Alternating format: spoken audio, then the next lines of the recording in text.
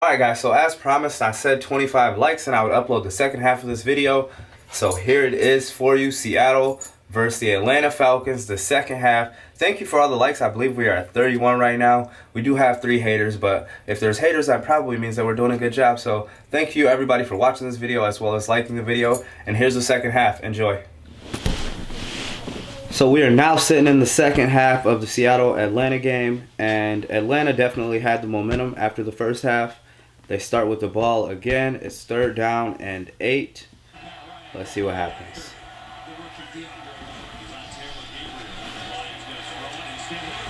Another first down to Julio Jones. It's been a steady diet of Matt Ryan to all of the wide receivers today. It's not looking good for the Seahawks right now.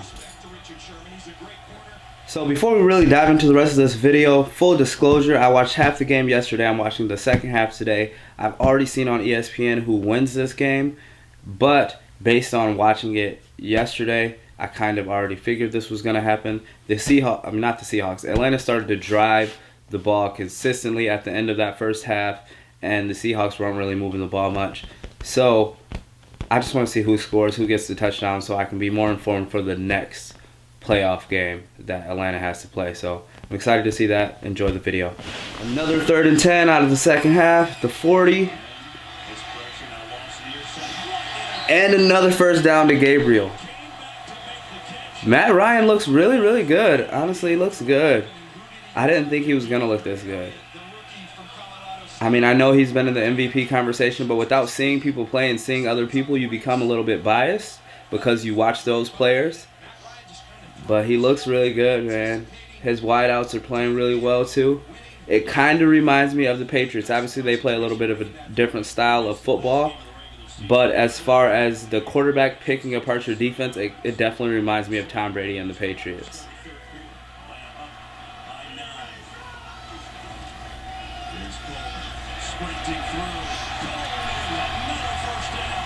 And a nice run, too. Let's throw a nice run on top of that. Now Coleman's getting going.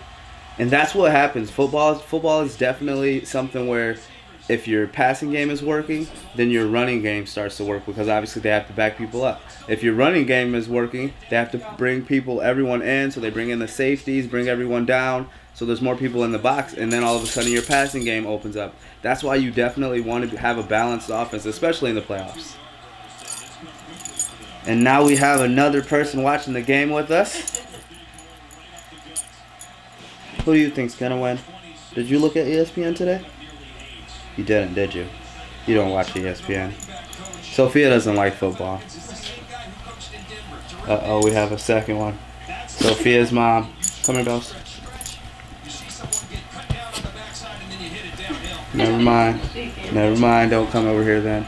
Sophia, come here. Another first down. Another first down.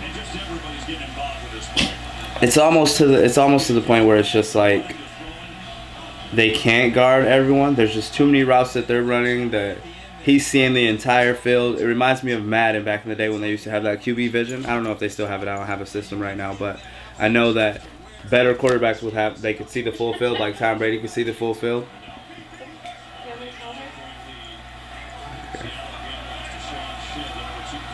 First and 10 from their own 20.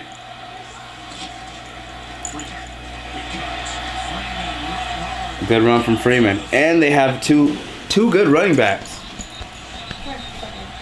Most teams either have one or the other. They have a really good quarterback, maybe a decent running back who does better because they have a good quarterback, or vice versa. They'll have a really good running back like Minnesota has for the last few years with Adrian Peterson. And then they'll have an okay quarterback, but the quarterback becomes better because they can run the ball. The Falcons seem to have both. Two good running backs and a really good quarterback too. And a lot of good wideouts. They're definitely a contender. So change of plans, guys. Since I already know the final score, I am not going to react to every single play of the game. I'm just going to show you the touchdowns and react to the touchdowns. Because I know the final score, so it makes it hard to give a real reaction to what I would be thinking at that point if you already know what the score is going to be. So hope you still enjoy this video. I will have the Packers and the Cowboys up tonight.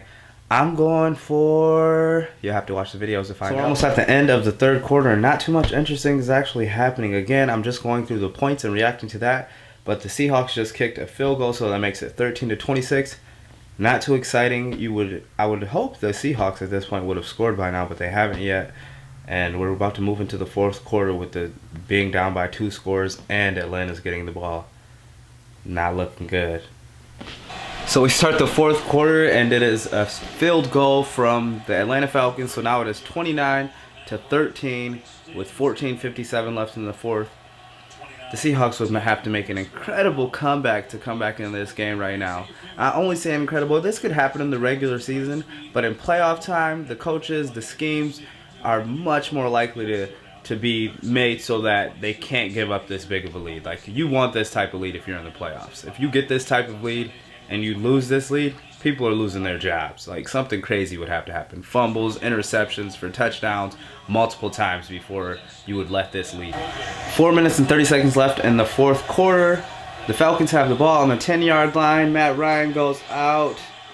First down. So it was 3rd and 5. They got a first down. Now they're inside the 5. It's not looking too good. It's not looking too good for the Seahawks. And again, I know the final score, so obviously it's easy to make these calls now. But if I was watching the game live and there was 4 minutes left, I would already think this game was over. 4 minutes left, the other team has the ball inside the 5-yard line, up by 16 points.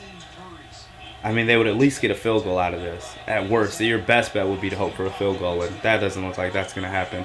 So I guess I'm anxious to see the Seahawks' next touchdown. And there's the touchdown for the Falcons right there. To Sanu, good touchdown. There's just the icing on the cake. It was the icing on the cake.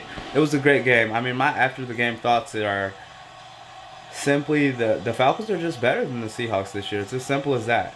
They have too many offensive weapons. Their offense is ridiculous to me. Ridiculous. Like, I haven't seen a team with this many weapons on their team.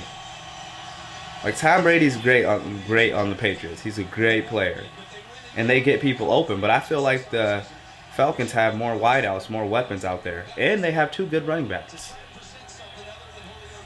And their defense doesn't seem to be giving up a ton of points. But if you're going to score 35, 36 points, more likely than not, you're going to win in the NFL. So again, guys, thank you for watching this video. Go ahead, rate, comment, like, and subscribe. And share this video if you know someone else who would like to see this video. I appreciate you watching. I'm going to watch live the Cowboys and Packers game today. So go ahead and watch that video if you would like to see more of these.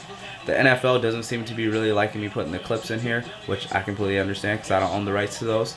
So I probably will have to scale back on the highlights from here on out. So I'm sorry about that, guys.